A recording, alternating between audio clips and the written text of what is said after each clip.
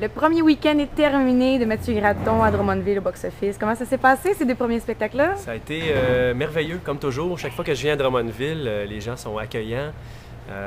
Non, ça a vraiment été une fin de semaine. C'est mon fils. Mon fils qui me félicite. Ah, il n'est pas couché? Ben, il était couché dans la loge. Okay. Sauf que il n'a pas été capable de s'endormir, il fait trop chaud, c'est une semaine de canicule, puis il a climatisé, je te dirais, dans la loge moyen. Fait qu'il écoutait des DVD. Bref, non, ça a été une belle fin de semaine. En plus, je l'ai passé avec mon gars, fait que c'était génial.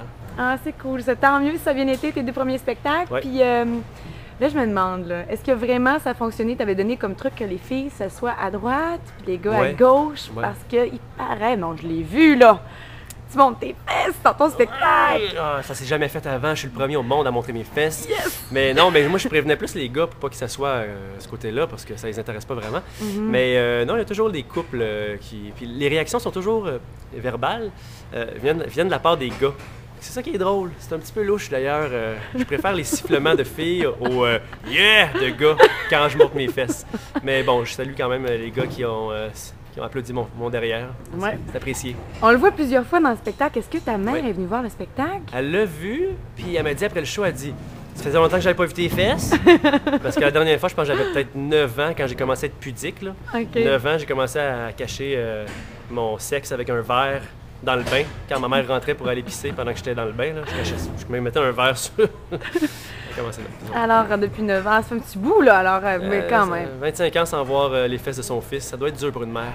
Et là, en ayant vu ton... Ouais, c'est très dur pour une maman. Elle s'ennuyait, là, c'est sûr. Ouais.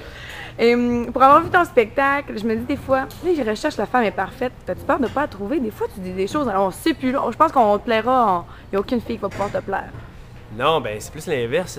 Moi, je dirais qu'il y a des filles qui m'ont plu, mais je me suis fait sacrer là des fois dans ma vie, là. Ouais. Tu sais comment que c'est, hein? Ben oui. Mais non, mais c'est parce que les personnages dans mon show sont un peu exagérés, mais sont à peu près tous basés sur des personnes que je connais, mais amplifiés. Donc, ça donne des personnages, je dirais, peu enviables, mais qui sont rattachés à des cas vécus. Et c'est certaines demoiselles, est-ce qu'elles ont vu ton spectacle? Il y en a une, celle qui joue le rôle de la folle, avec qui le sexe n'a jamais été aussi bon. Elle était là la première à Montréal, et puis elle a bien rigolé parce qu'il y a quelques expressions qui viennent d'elle dans le show. Et quelques petits trucs que j'ai vraiment vécu avec elle. Donc, elle a trouvé ça bien drôle. Elle riait un peu jaune, mais... Puis, il y en a une couple d'autres aussi qui ont vu, mais ça vient d'un petit peu partout. Là. J'ai déjà rencontré une fille qui jouait vraiment pas au curling, à ringuette. Okay. Puis tout ce que j'ai gardé de cette fille-là, c'est le fait qu'elle joue à ringuette. Fait que dans le show, c'est juste un clin d'œil. OK. Ouais. Et là, je sais qu'en entrevue cette semaine à la radio, t'as démenti cette rumeur, mais j'ai entendu dire... Non? J'ai juste contourné. Ah, c'est contourné parce que j'ai entendu dire qu'aujourd'hui, tu es allé faire ton tour au Mondial de Culture. Tu as accompagné ton garçon et d'une certaine demoiselle. Ma femme est parfaite. On peut savoir son nom? Ben oui, c'est Marianne McGrath. OK, celle qui a finalement travaillé sur les vidéos, là. Celle qui réalise l'émission Le Banc d'essai du peuple à ZTL, qui joue le rôle de Denise dans l'émission.